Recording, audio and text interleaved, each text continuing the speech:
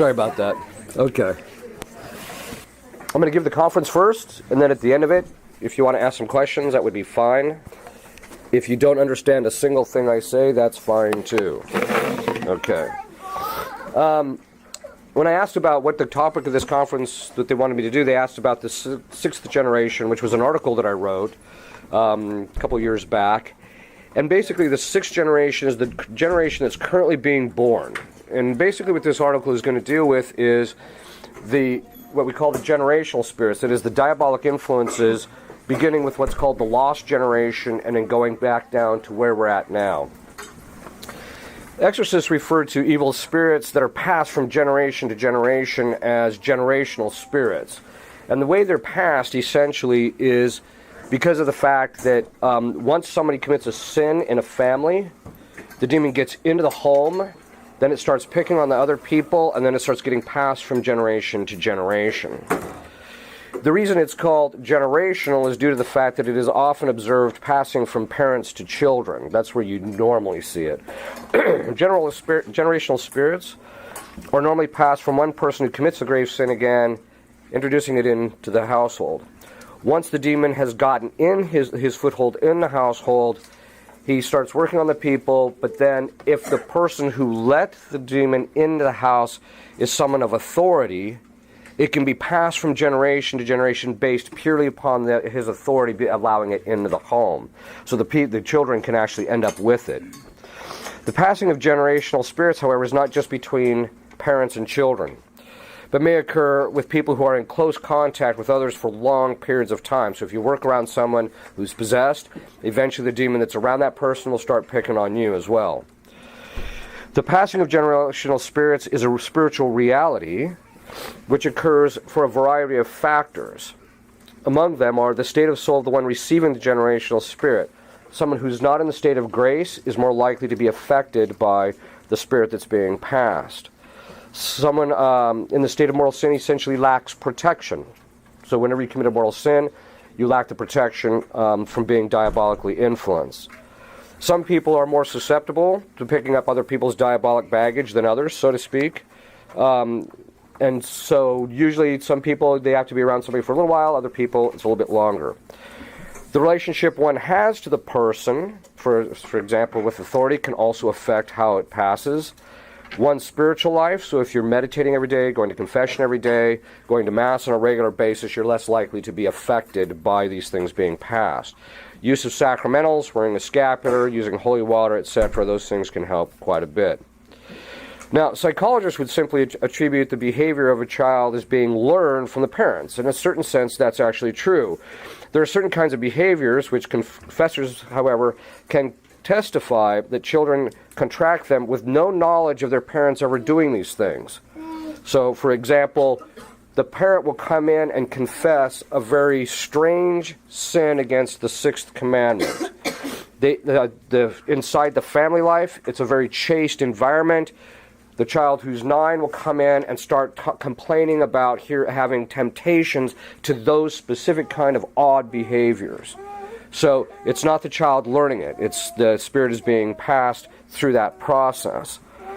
Generational spirits can stay with one person in a family and be passed through subsequent generations, even to the 4th or 5th generation. The generational spirit sometimes can skip people in a generation. So you'll notice that certain people in a family all seem to be affected except for one person seems to be okay. Everyone else doesn't seem to be affected. The generational spirits can be blocked or removed from a family tree, that is, generationally, by various prayers said by the members of the family. Each demon that's passed has a very specific nature. And when a demon is introduced into the generational line, that demon has a specific nature and personality and will drive people according to that nature.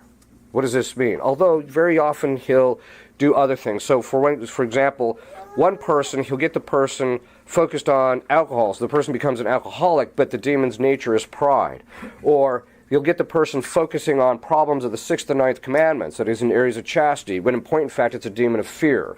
So you have to find out, is this demon of fear being passed generationally?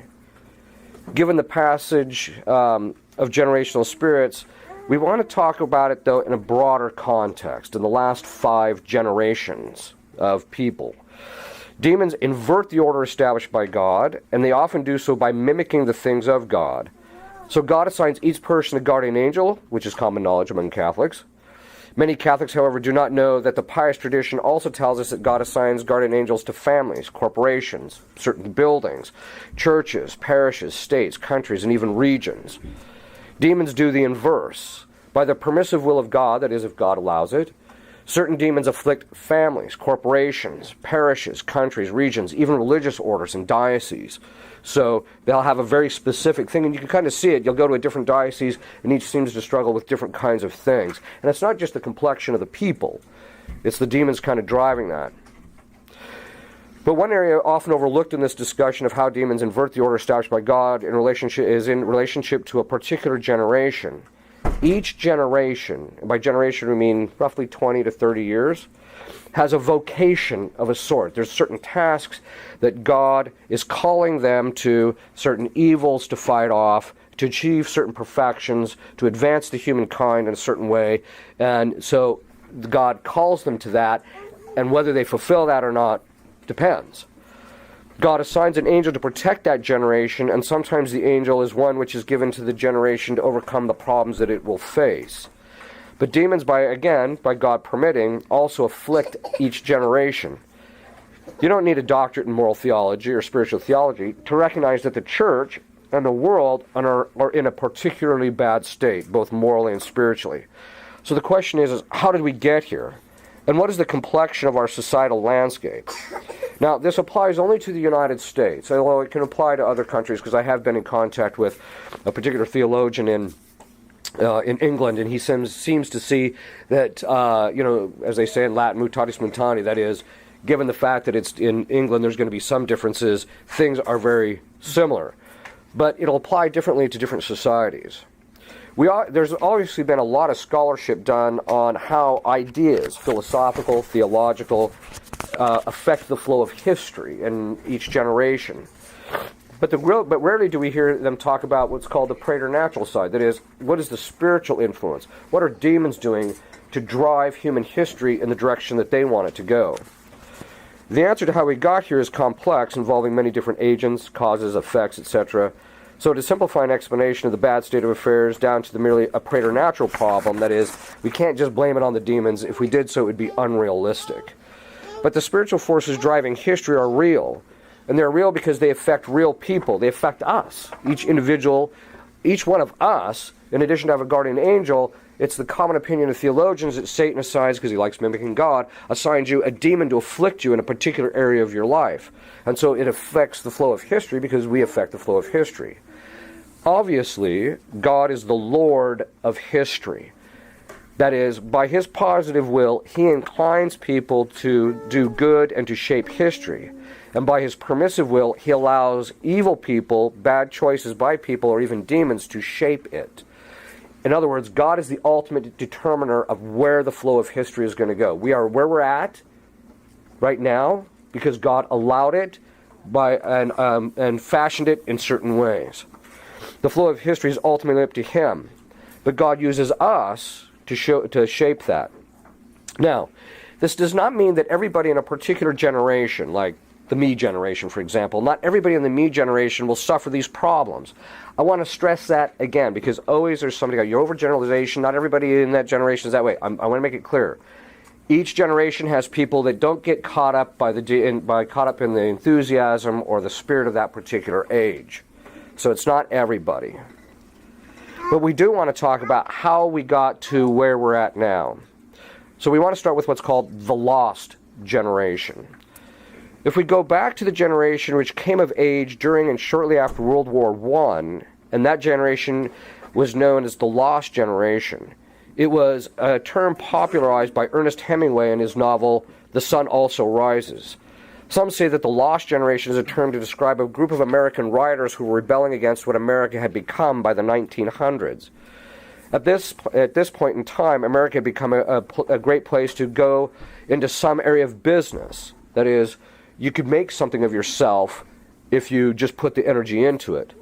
However, the lost generation writers felt that America was not such a success story because the country was devoid of a cosmopolitan culture.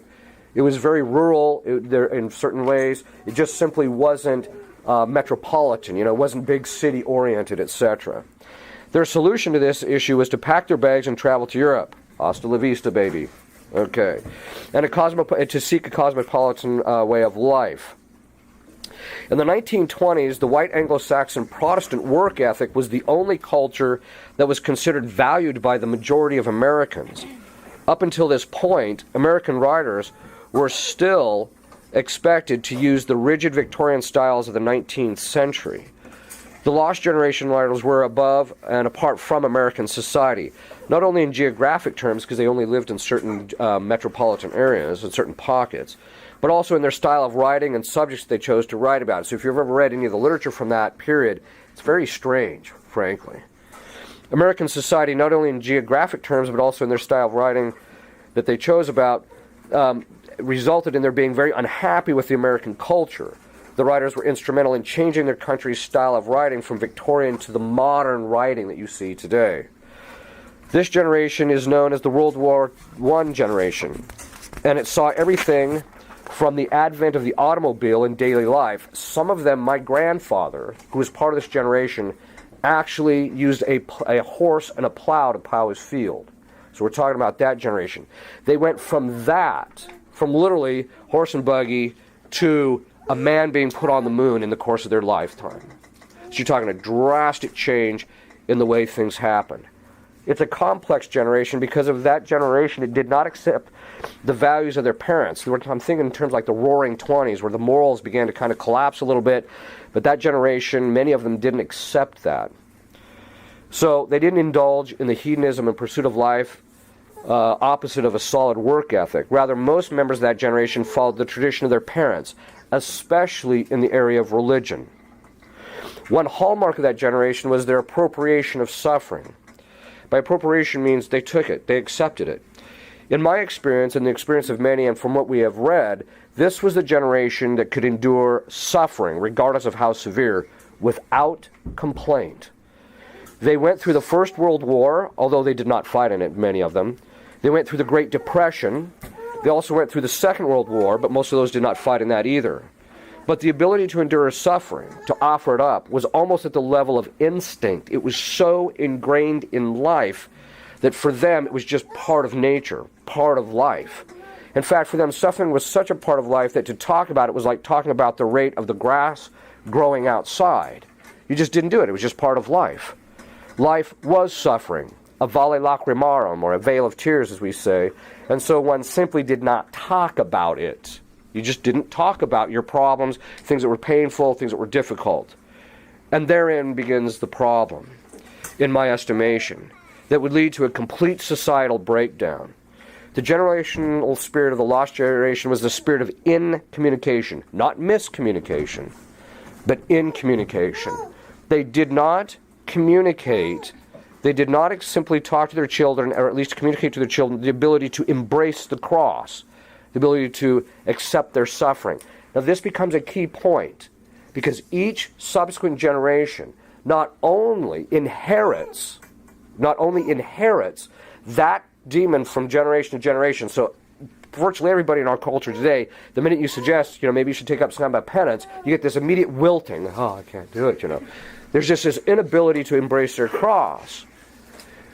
But not only did they accept that one, but then on top of that is layered. So by the time we get to the generation that's coming up, they have basically got the baggage of all the last 5 generations of diabolic spirits, which we're going to talk about.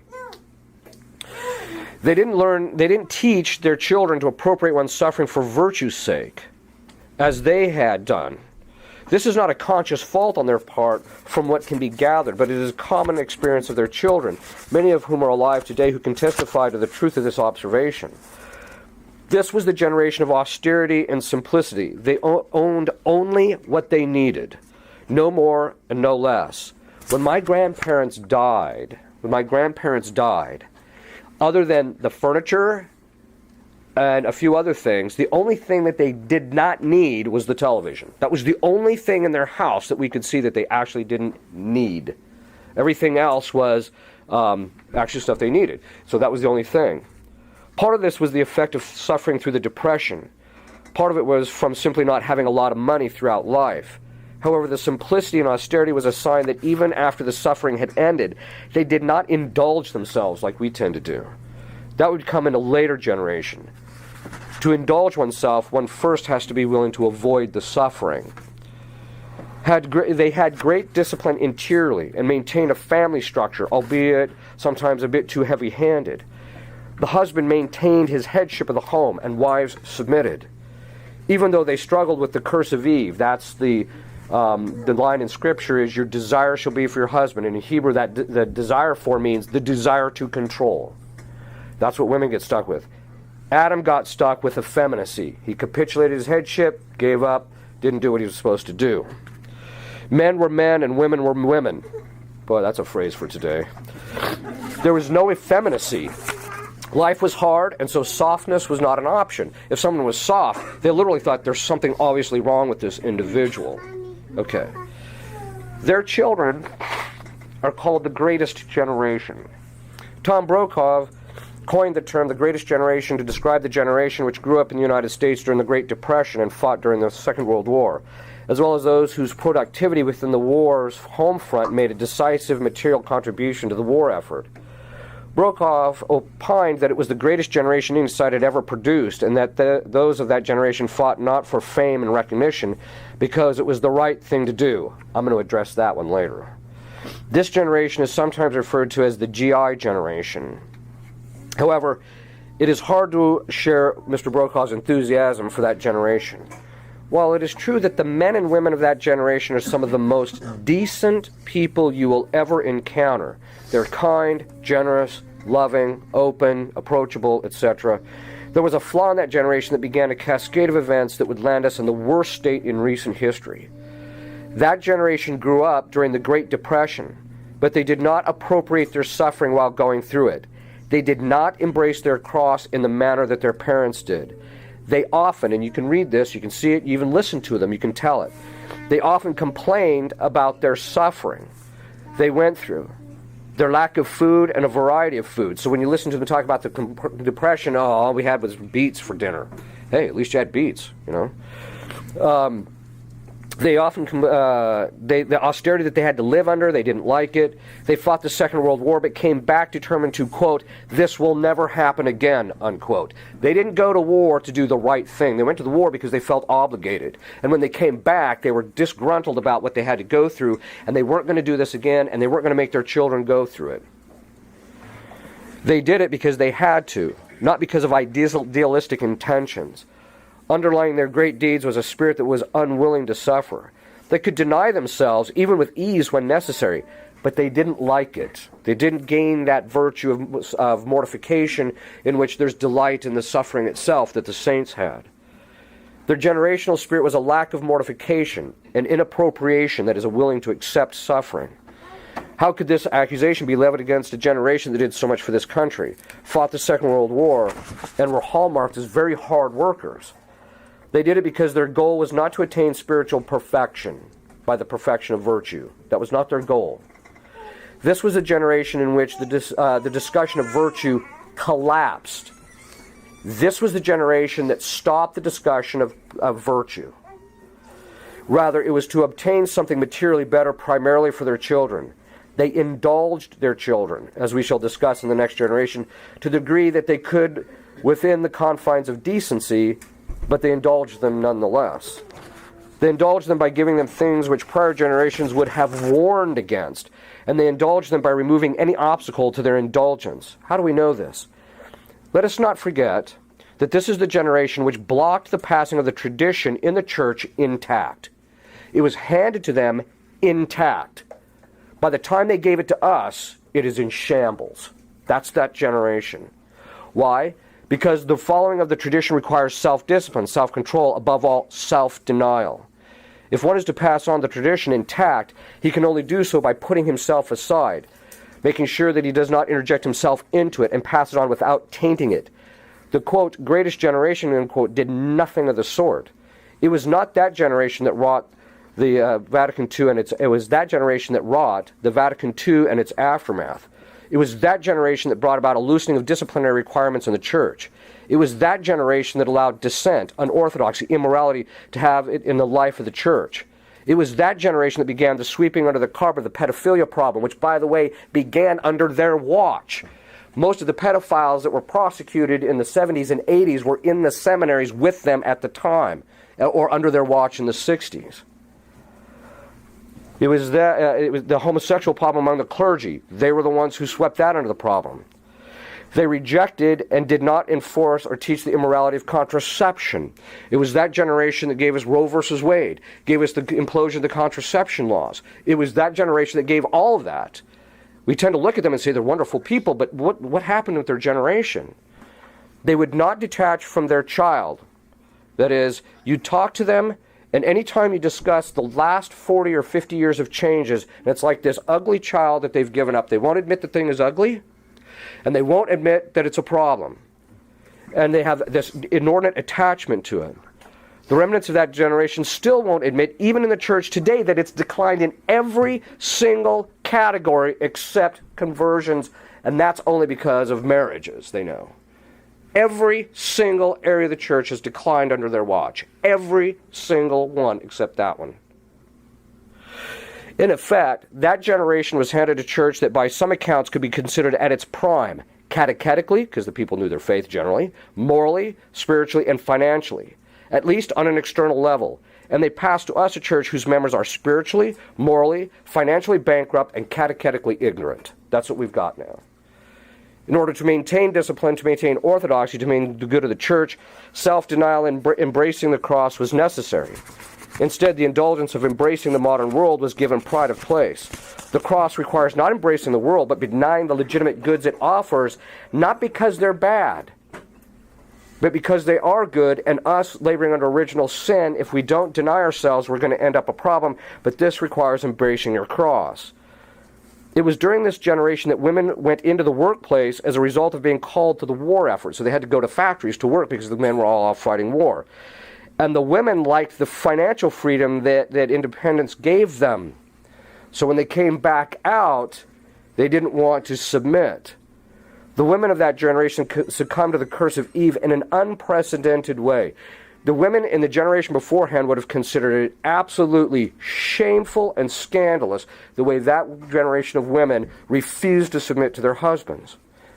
They hated their husbands, and they did not think he did anything right, regardless of how good of a man he was. Some of these guys are some of the best people you'll ever meet, and yet their wives can't stand their guts. You're like, wow, well, I like the guy. Well, what's wrong with him? Right? They have major control issues regarding their husband and sometimes their children. They hate the role of women and their place in society. I love that line from St. Thomas. He says, women are in three states. Eve was created in the state of subordination. She was created under Adam, but the hallmark of that stage was that he took care of her. He loved her, he was solicitous to her, he treated her well. But then after the fall, she entered into a state of subordination, which means Adam didn't treat her very well after this. But he said, in heaven, the third state, women are neither in a state of subordination or subjection because some women rule in heaven. So I tell women, your place in this life is not the issue. It's the sanctity with which you achieve through that process that's going to be the issue. And then some of you probably have me heard, I tell women, look, if you want to control your husband, don't go for the short-term payout in this life. Submit to him, become holier than him. You'll get a higher place in heaven. Then you can boss him for all eternity if you want.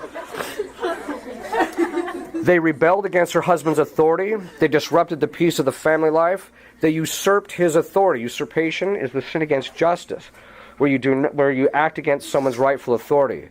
They permitted triangulation among their children, where children go from one parent says no, they run over to the other parent. Can we do this? Yes. So they do that triangulation thing. They permitted that. They would countermand the decisions of their husbands. They're the ones who contravene the husband's authority to discipline, although not always. They lacked control over their spending, and unlike women of the lost generation, they had no taste for austerity and the virtue of simplicity, as is evidenced the taste they had often had for their own homes, which they felt were beneath them, even when they had these phenomenal homes. They always felt that somehow or another they were gypped in life. They didn't get everything they wanted. They were the ones who began the use of contraception, as well as all women who succumbed to the curse of Eve due to the natural law written in their hearts with their husband's authority and the role of subordination. they acted against it and became angry and bitter. When you don't fulfill the natural law, you're going to become angry and bitter. Other than depression and some things of that sort is the outcome of denying the natural law. The men entirely succumbed to the curse of Adam during this generation, giving women anything they wanted to keep the peace. And just give it to her. No, I'm not going to argue with her. Just let her do it. That kind of a thing. They did not discipline their children. They did not maintain authority within the home nor in society, but capitulated it to the women and even to their children.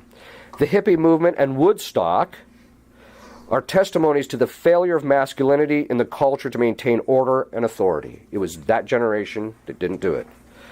They overturned decades and even centuries of tradition on the social and political sphere. Again, it was under their watch that Roe versus Wade occurred. They tolerated too much from their wives, children, and society because to hold the line was painful and requires embracing the cross. When your wife is chaffing at you, it's painful. It's difficult to deal with. It is arguably that the greatest generation is one of the worst generations in the history of the church. For the modernism, one of, if not the worst heresy in the entire history of the church was permitted, promoted, and embraced under the eye and watch of that generation.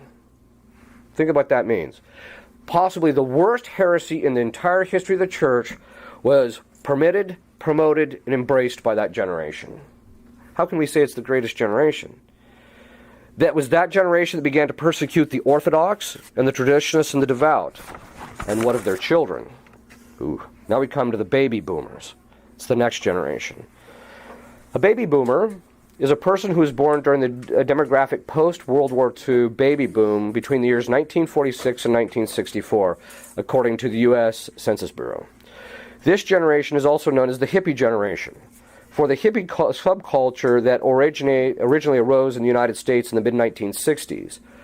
The hippies adopted the disordered values of what was called the Beat Generation. Now, if you know anything of the Beat Generation, was the greatest generation. It was a small segment of the population, a lot in California, where basically they were the generation that already began the experimentation in drugs, sex, and rock and roll. They were already starting that process in the 50s in the Beat Generation. That generation was the one who accepted that side of things. They they created their own communities, listened to psychedelic rock, furthered the sexual revolution, and some of that generation used a variety of forms of drugs to experience alternative states of consciousness. This generation came of age at a time when technology could indulge them through the various disordered activities in which they engaged. The generational spirit of the baby boomers generation is indocility through intemperance. What does that mean? Because the greatest generation, quote unquote, indulged them and did not pass on the traditions of their fathers, which required discipline and self-denial, the baby boomer generation was allowed to engage in various forms of intemperance. They just indulged themselves. They gave them everything. They bought them all this stuff. They let them eat whatever they want, etc. They never had to deny themselves, etc. Because even though things weren't perfect, life was fairly plentiful in that time, at least in the United States. Aside from those who went to the Vietnam War, there was very little hardship in their lives except that which ended up they ascribed to their parents. It's all my parents' fault, right, that I'm messed up. Actually, there might be some truth in that in some of the cases. But the intemperance led to indocility. Docility is the virtue by which a person is able to easily be led by someone who knows more and who is above him. In other words, it's the person you go to because you don't know what you're doing, so they have to lead you. Due to the fact that the appetites, that is our emotions, left to themselves through intemperance will not tolerate being denied, the baby boomers became indocile because to be led, again, requires self-denial. When you don't know what you're doing, or when your parents tell you what to do, or someone else tells you what to do, you have to deny yourself because you might have these other inclinations that are opposite of that, but you just have to do it. It requires a willingness to be humiliated through exposure of one's ignorance and folly in order to show what is the right thing. Also, intemperance affects judgment by making one think that what is in fact sinful is morally acceptable. St. Thomas observes that one of the effects of lust is hatred of God because he forbids the use of the generative faculty, that is, you can't engage in certain kinds of sex, in a disordered way. The hatred of God is simply the extreme of indocility in which one put away what one wants in order to do what's right. But the indocility led to profound impiety within that generation. Piety is the virtue by which one honors those who are above them. It's the virtue by which we honor our parents, honor our forefathers, honor the priests, etc. The baby boomers simply unpacked the impiety of the rejection of the tradition of the greatest generation which blocked it. The greatest generation rejected the tradition of their forefathers. We got something entirely different, and so now the hippie generation simply unpacked that impiety. What the greatest generation failed to realize is that by not embracing their cross, one of the greatest crosses they would have to watch is their children who would be undisciplined, disrespectful to authority, and licentious. They'd just be out of control. The baby boomers are, in the end, example of the words, you reap what you sow. Because they did not discipline their children and would not act according to discipline, they failed to form their children morally. And this became a huge problem with the children that the hippie generation begot. But the impiety was not merely towards their parents. The impiety is a twofold virtue in which one not only honors one's superiors, but also takes due solicitude or care of those under you. The baby boomers are hallmarked by an inability to be led. You can't correct them. You can't tell them anything. They have a complete disrespect for authority, and they're constantly clamoring for power under the guise of democracy. But once they get in, they're absolute dictators because they're just following their appetites. However, once they may manage to gain the position of authority through democracy or some other means, they're either ruthless, disregard the goods of those under them, they're selfish and overly demanding, or they simply do not care about the state of affairs in relationship to those people under them. What's the next generation?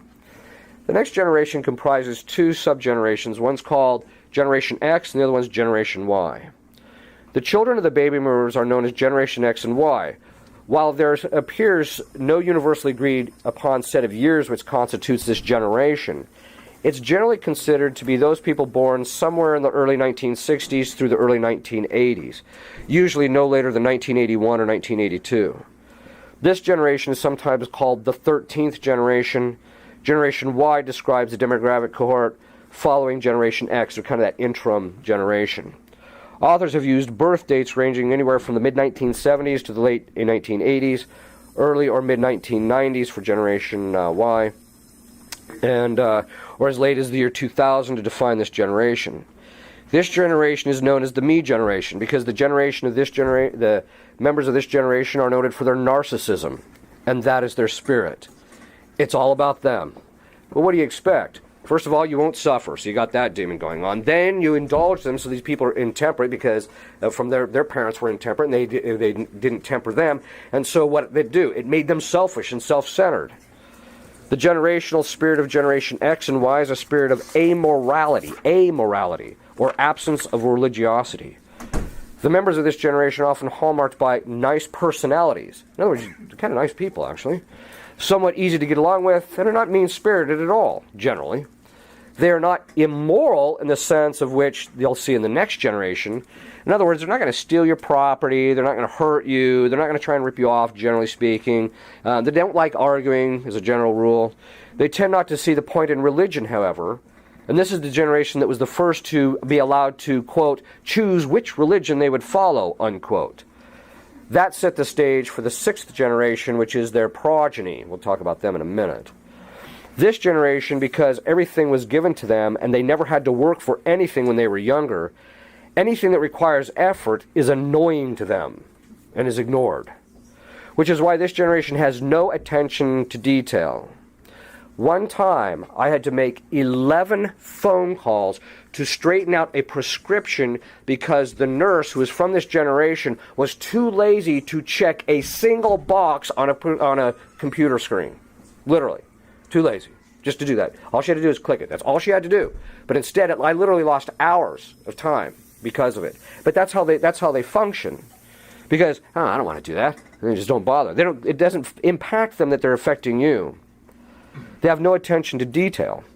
They're beset by a profound sloth in which if it takes a few seconds to press one more button on the computer, finish job, they're not going to bother. They have no drive or ambition in the colloquial sense. Even societal commentators are noticing this. This generation doesn't have any ambition. They don't want to better themselves. They don't want to make a better life for themselves.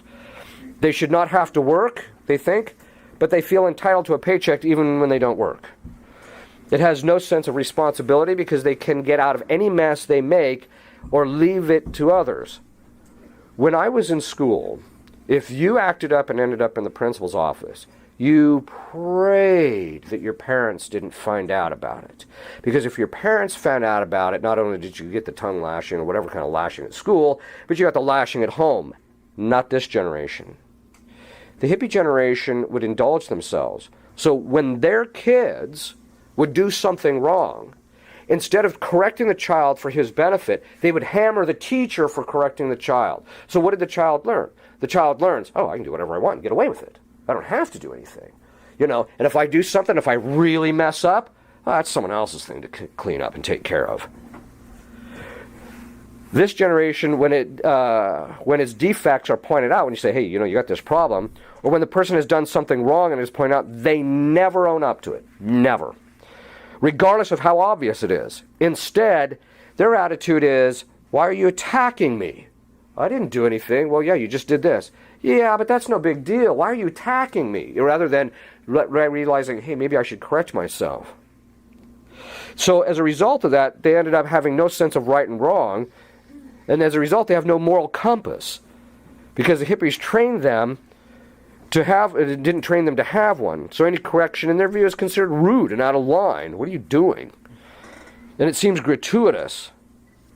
Because they violated the rules and were defended by their parents and not made to take responsibility for their behavior, rules and laws don't apply to them.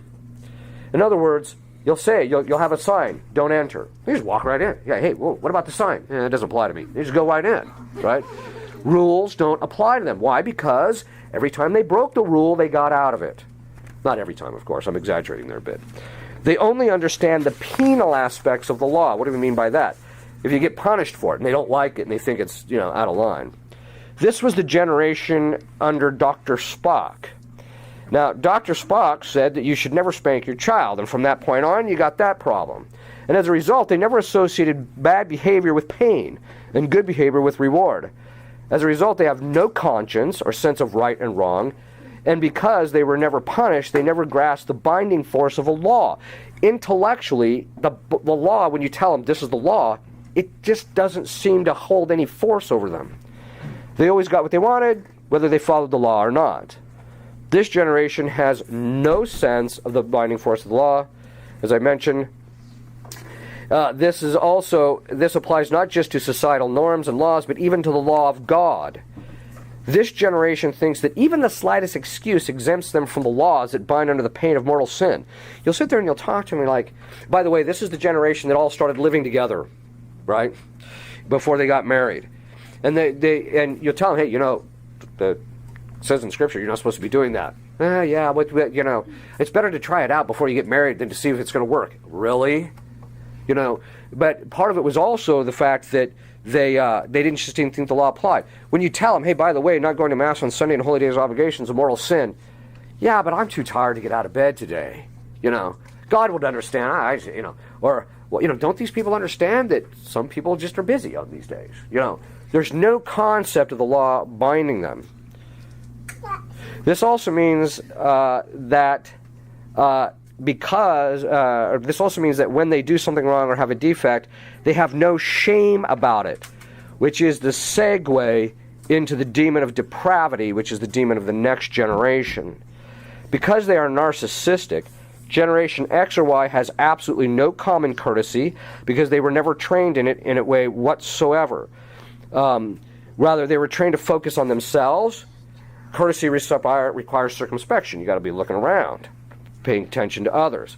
This lack of courtesy extends to everything from holding the door for other people to giving deference to their elders, getting out of the way when people are waiting on them.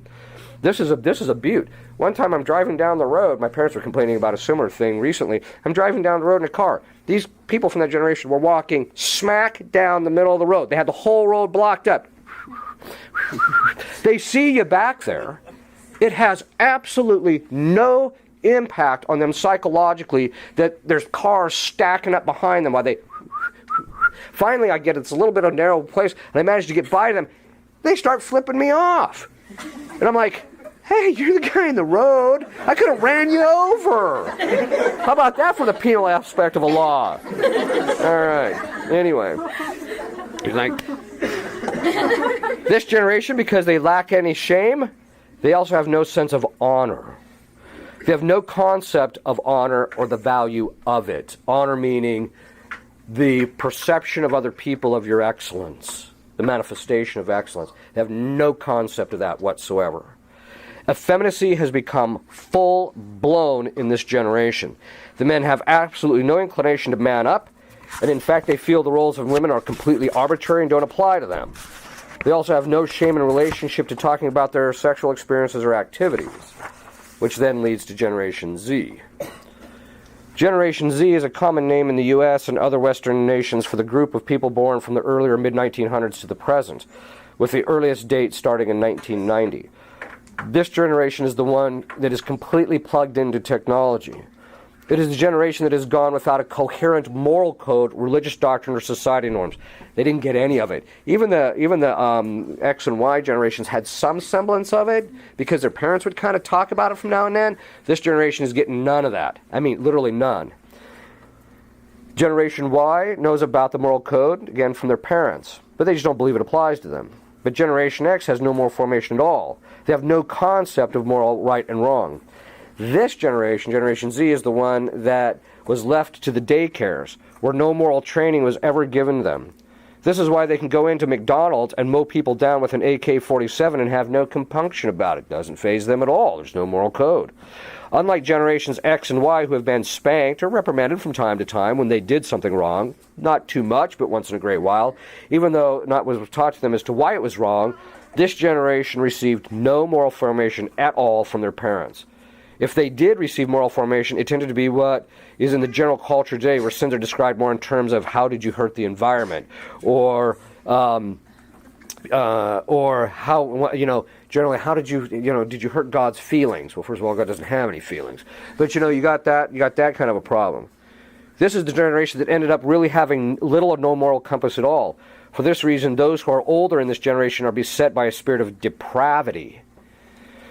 As can be gained by any cursory search on the internet, many of the older members of this generation are engaging in forms of activity and behaviors that prostitutes of ages past would have refused to do so out of just basic decency.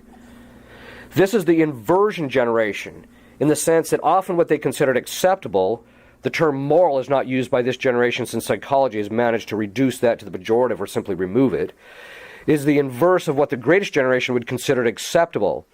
Everything from living together as a norm before marriage to viewing same-sex marriage as a non-issue, because they cannot see why others have a hang-up with them. If they love each other, why not? This does not bode well, because the younger members of this generation are starting to show the signs of a spirit that will come full-blown in the generation that's being born now, which I call the sixth generation. In my estimation, the next generation, some of which are under the age of 5, and which will continue for the next decade or so as the sixth generation, since it is the sixth generation since the lost generation. This generation will have a spirit that is not like any of the other generation. Exorcists have known that the introduction to the occult, that is to Satanism and witchcraft and things like that, is almost always accomplished through immorality, especially in the areas of 6th and 9th commandments, that is depravity. Once a person has fully indulged himself in those areas, the demons begin leading the individual down a path towards worship of them and involvement in demonic activities such as witchcraft or Satanism. The previous generation's slow descent into sexual depravity of the prior generation, fueled by a prolific pornography industry, has opened the door to the spirit of paganism. We're already seeing the precursor of this spirit.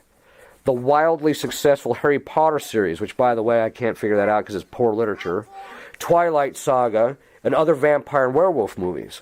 One thing that is of note is how attached Generation Z is to the Harry Potter series, and how vehemently the parents of the Generation Z will defend the lasciety or permissiveness of their children reading books and watching these films. Moreover, the vice of curiosity is full-blown with the advent of every form of paranormal TV program and movie, as well as the drastic rise in witchcraft which exorcists and other priests have noticed. As saints and theologians and exorcists have pointed out for centuries, The vice of curiosity is one of the primary entrances into the occult. Curiosity is not being used as in the colloquial sense of something simply wanting to learn more, being interested.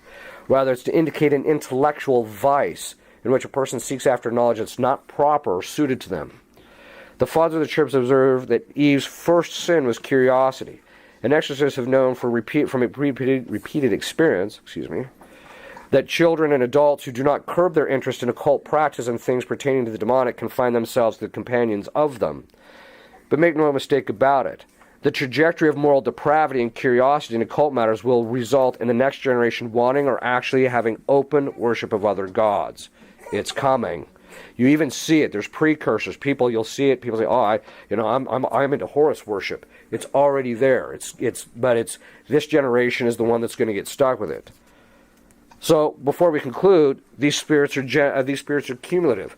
So the generation that's coming up now, they're going to have indocility through intemperance and unwillingness to suffer. They're going to have sloth. They're going to think everything's entitled to them. They're not going to have any sense of moral code. They're going to have all these things. They're going to have depravity too, which will be part of it. Although what you may see is a phenomenon that's starting to occur in Japan, where people are not violating the Sixth Commandment, but for very strange reasons. So not normal, rational reasons. So you're going to start seeing people shifting around where they might not engage in violation of the Sixth Commandment, but that's because they're into some other thing. So this incommunication that began with the lost generation begat an unwillingness to suffer. And that unwillingness to suffer led to an indulgence of the generation that followed after that, intemperance and docility, and then to a spirit of narcissism, depravity, and now we're heading to paganism. What does this all tell us? This is not only a commentary on the generation, it is a commentary on the interior life of every one of us. If we do not embrace the cross, if we are not willing to suffer, we will dissipate into every sin imaginable connected to intemperance. It's just the nature of the beast. But, so you're not completely depressed, we'll end on some good news. When you look at some of the kids coming up now in the sixth generation, they're starting to show extraordinary signs that we haven't seen in millennia almost. And let me give you a couple of examples. I know a child that started meditating at the age of 5 on his own. Just started meditating on his own. I have seen children as early as 7 and 8 years of age start fasting on their own. They're just literally starting this austere practices on their own. And they can suffer phenomenally, and it doesn't seem to faze them. You're starting to see that they have a particular kind of a grace where they're able to quickly see the truth of the doctrines. And when something opposite is proposed to them, they just think it's preposterous. God is preparing a Catholic revival. I think He's preparing it. You can see it. The grace is there. It's coming up. But we're going to have to go through something pretty ugly before we get there, I think. Okay.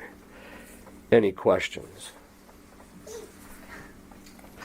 Yes, Father. That's a whopper, huh? Yeah. Referred to the vice of curiosity. Yeah. What is that tipping point that throws you into the vice of curiosity? Well, the formal definition of curiosity is pursuing knowledge that's not proper to your state in life. So it means, for example, and by state in life means, like if you're married, you have no business looking on the internet and looking at stuff that's against the 6th or 9th commandments. Because that's a pursuit of knowledge in that area that you don't have any business doing so. Or pursuing knowledge of the occult. Oh, let's find out what the witch books say. Let's try the Ouija board and see if that works. Stuff like that. As a Christian, that's not proper to your state. You shouldn't be getting involved in that stuff.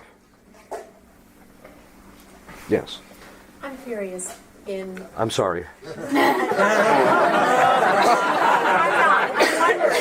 wondering. In watching the debates last night, which I could stomach about 30 minutes of it, and then I was out of You're better than I am. I'm wondering if you just wonder how quickly we have sunk to the point that our nation is accepting this group as a possibility, because there's no decorum. No. There's no dignity. None. It's the most childlike behavior I think I've ever seen. Yes. And yet, you've got that whole audience roaring and praising and Yes. It's the just, sign. to me it's just scary. It is. It's a sign of the intemperance. People like it because it's indulging their appetites. They want to see each other beat each other up. Some of it is because they're just sick of the government. They want something straightened out. You know, the philosophers have been very clear ever since from Plato and Aristotle made the observations that a democracy can only survive if the people are virtuous. If they're not, it implodes to, it first begins in demagoguery, which is what we're seeing, we saw with the Clintons and with Obama and things of that sort.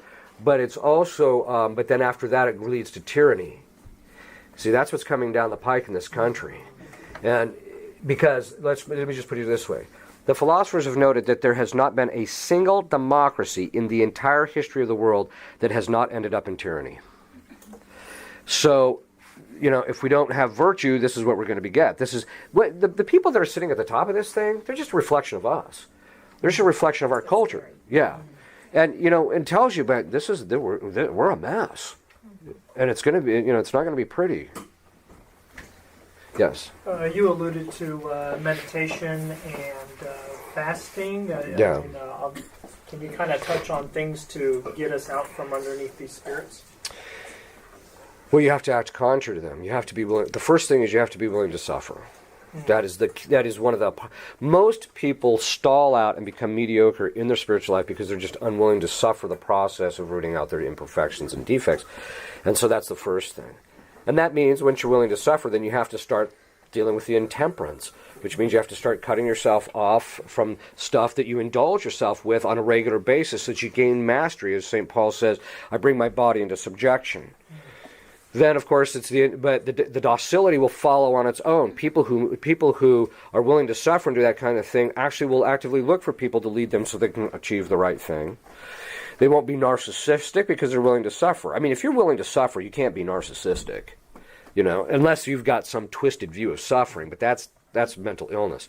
But if you're willing to suffer for the sake of the virtue that it begets in you, you're not going to be narcissistic, and you're not going to descend into depravity. And you're definitely not going to get involved in the stuff that involves the demons, because the demons, their play on us is always through concupiscence, which is the desire for pleasure. That's where they work on us all the time. And so if we can get that willingness to suffer, you can very quickly separate yourself from all that other stuff. Yes? This is not the first time I've heard people talking about seeing manifestations of lots of grace with the young children being born right now. Yeah.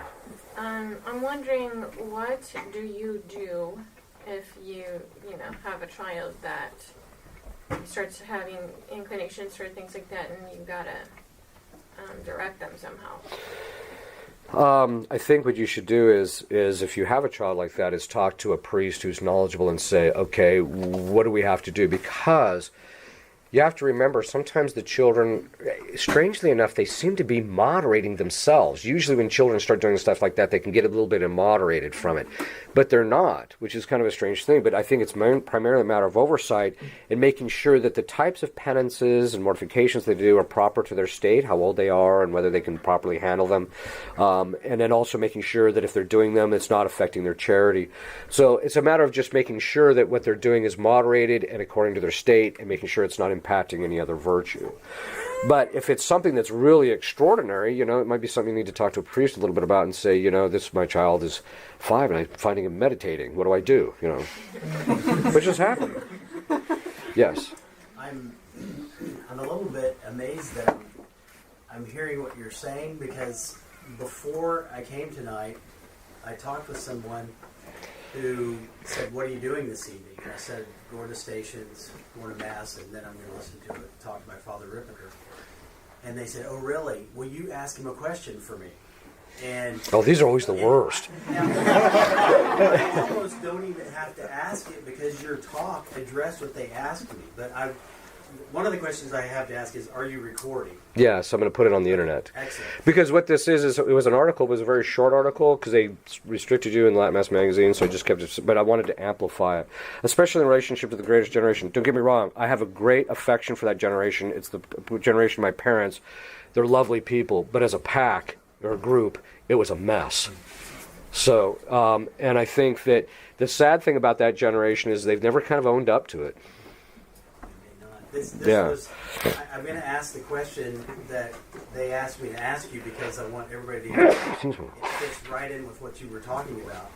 The question was, why today are there so many young people living together outside of marriage, having babies outside of marriage, and they don't have any conscience about it whatsoever? They don't, and that's why. It's because it's an accumulation of generational spirits, lack of moral formation, ultimately. So, because to do formal, we know, parents know this, and priests know it when they're helping people form themselves. There's a lot of suffering that goes involved in helping your kids, because when you got to spank your kid or you got to be firm with them, it requires self-denial on yourself, right? But a lot of parents don't want to just let the kid do it, right? Put him in front of the TV. Interesting thing. I'm waiting for her to actually write the article. The one thing, because she's a phenomenal psychologist, she's a fantastic researcher, and she was noticing all these people mowing people down, right, inside of, not the Muslim people coming in causing terrorism, but the actual people from our culture going in and shooting people. And she said, I wonder if they have a common element. And they only had one thing that she could find that was in common: daycare. The church has known for centuries or millennia that the primary period of moral formation for a child is between 2 and 6. That's where the associations of right and wrong are built up. They don't fully understand it yet, but that's where the primary moral formation occurs. That's when they're in the daycares getting no moral formation. It's also, daycares for a child very often are traumatic because they're dropped off, the other kids are beating them up, and they can't, the parent, nobody's paying attention to them, they're not getting any affection from their parents, which is why women are given a stronger emotional life, which is a good thing, as long as it's directed to the children, not their husband.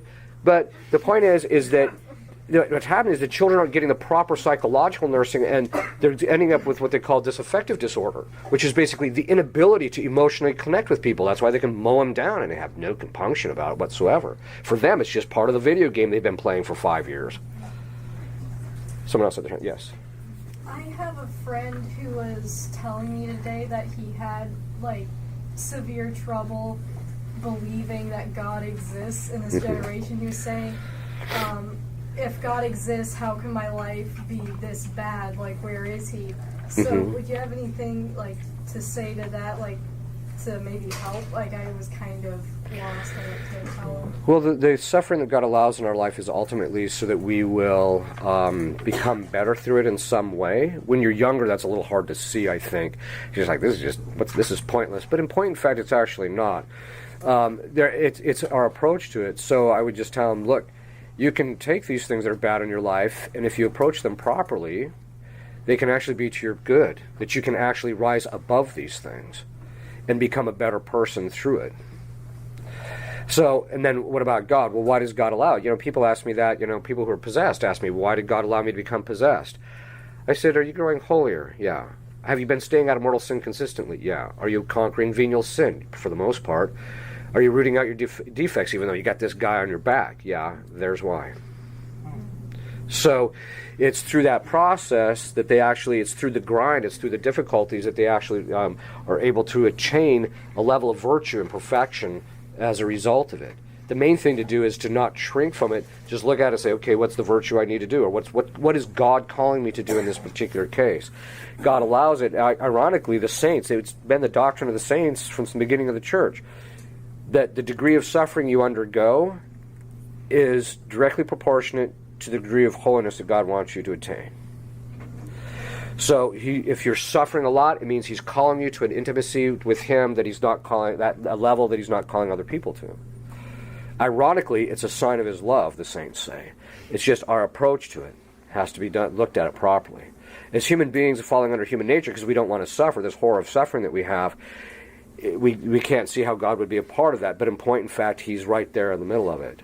I always tell people, look, if you want to get closer to Christ, you got to get closer to the cross, and that's just part of it. Yes? So, with what you just said, we have, in this culture, so many ways to make ourselves not suffer. Right. And in some ways, they're the norm, painkillers and aspirin and all these different things.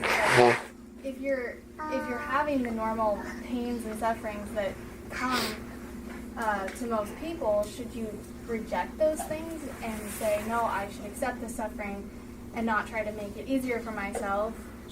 Or what should be your attitude towards that? It depends on whether it's good for you spiritually or not.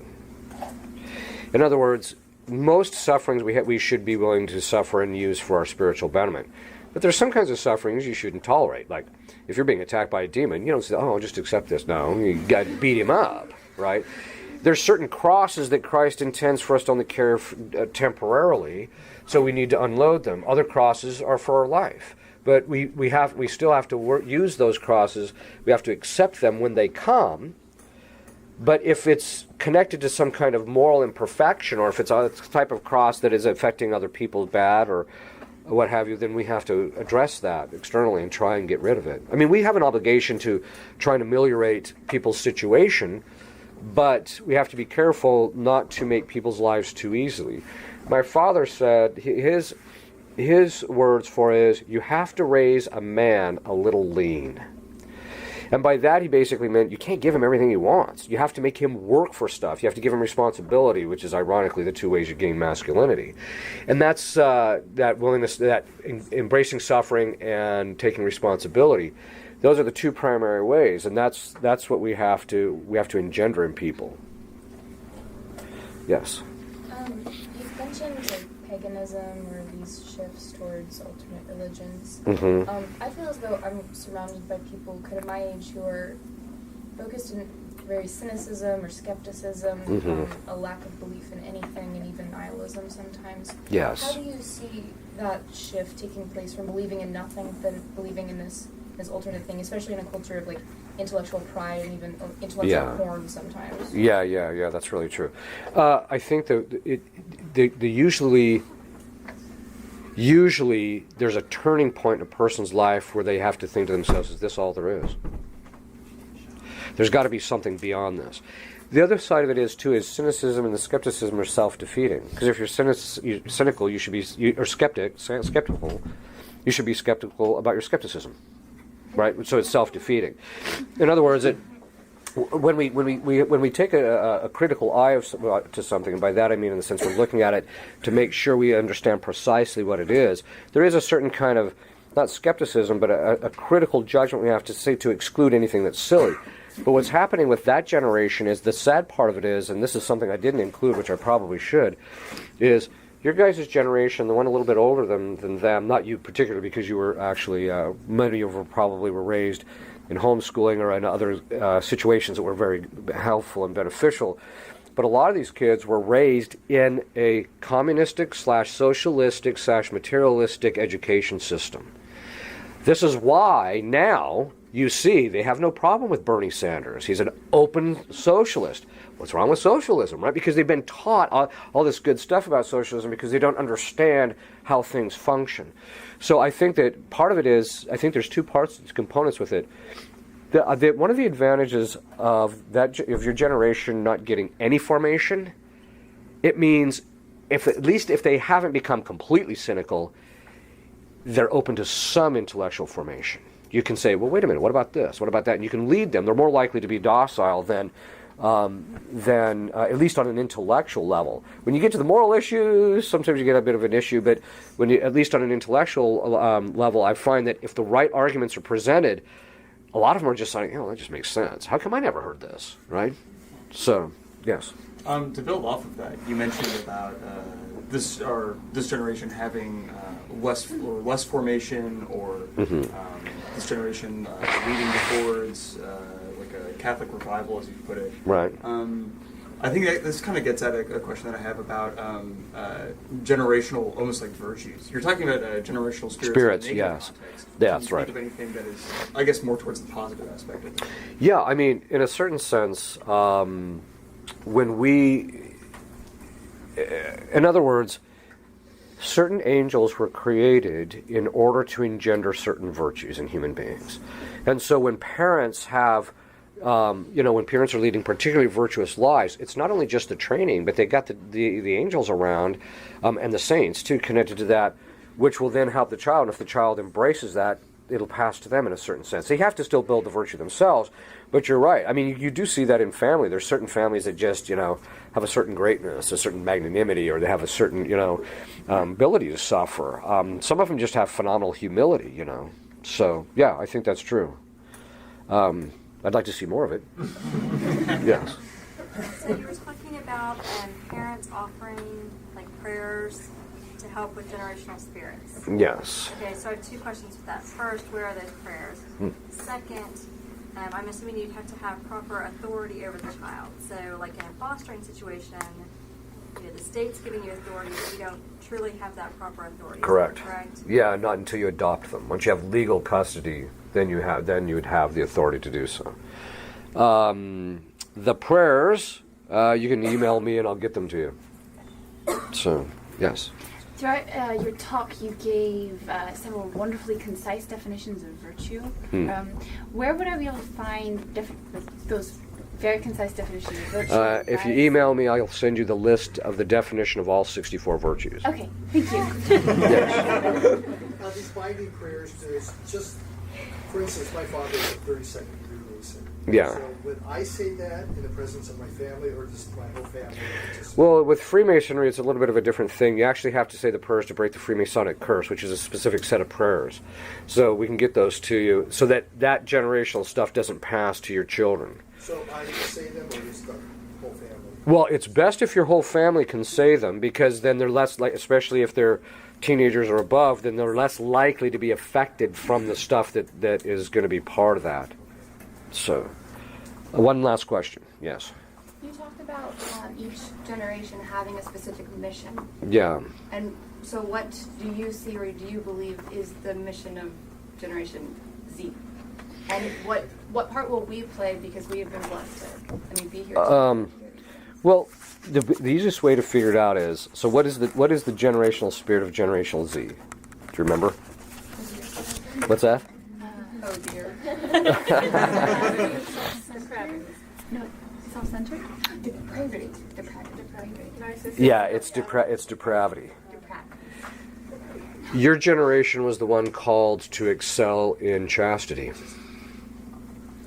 To restore it was in the sense of its mission was to restore the chastity that was lost by the hippie generation,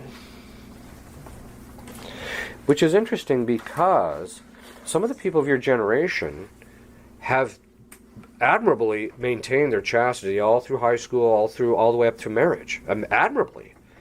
In fact, I just did a marriage in California where that was the case. So, and so I think that it's there. It's just a matter of accepting it and working with it. But it means you got to be willing to suffer too. So, okay, we're going to stop there. Otherwise, we'll go on all night. And if you'll kneel, I'll give you a blessing. Benedictio Deum omnipotentis Patris et Filii et Spiritus Sancti super vos et manet semper. Amen.